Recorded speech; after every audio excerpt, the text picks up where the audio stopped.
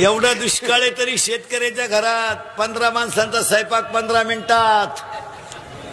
डाळ शुरे गडी तो. हे श्रीमंत हलकट माणसं मोजित 5 सांगितला 6वा वाढला. संपल्या चपात्या.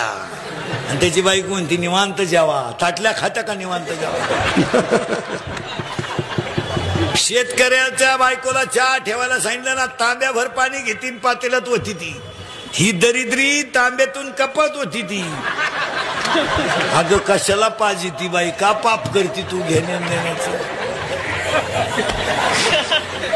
शेतकऱ्याच्या घरात आरुळी देऊन चहा येतो. अनारे चहा वजन आहे. हे श्रीमंत हलकट खिडकीजवळ जातोय.